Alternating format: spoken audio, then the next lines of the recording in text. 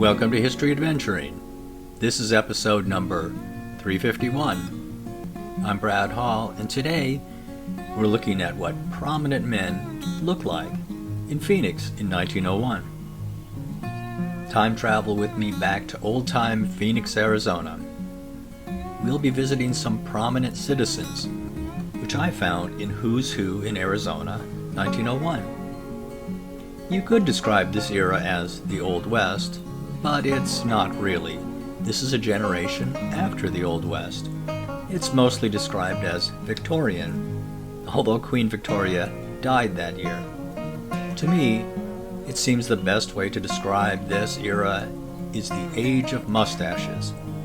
Big mustaches. Really big mustaches. Let's start with George H.N. Lures there. A bit thin on the top, but he more than makes up for it with the forest of hair growing over his lip and on his chin. Getting your photo taken took some time back then.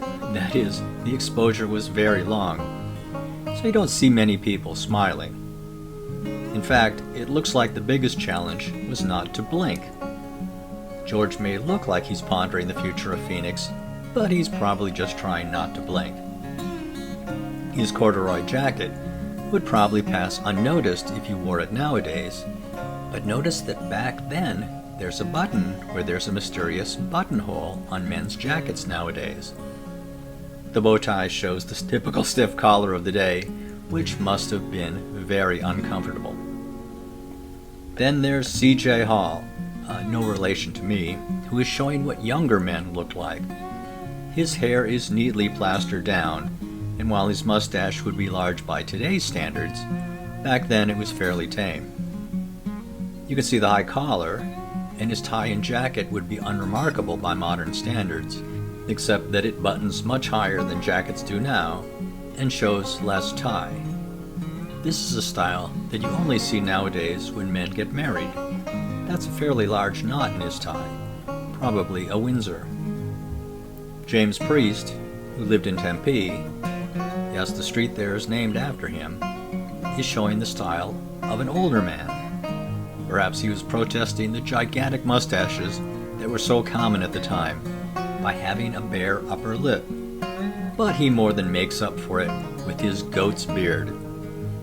His collar, although large by modern standards, is not the high type. John B. Donner is showing a very up-to-date style for 1901, including wire rim glasses, and of course a large soup strainer mustache. His collar is upright, but not quite so high. His tie is also of a type that would be fine in the 21st century, tied in a Windsor. John J. Gardner shows off an epic beard and a respectable mustache.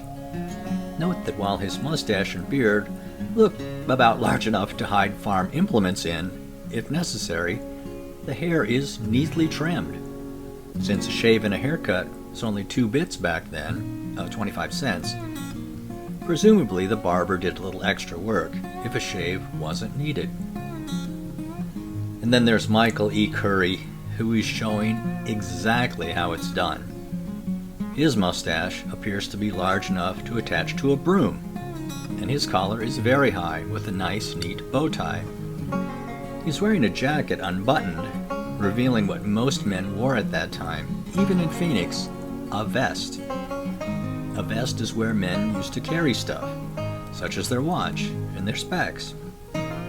Their flask of whiskey, of course, fit in their jacket pocket, and men's jackets still have the same size pocket, which still fits the flask of that shape, which curves.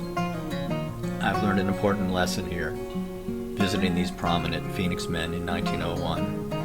If you want to be important, you'd better grow that mustache. Unless you're James Priest, and you go with the goat's beard. This has been History Adventuring. I'll talk to you later.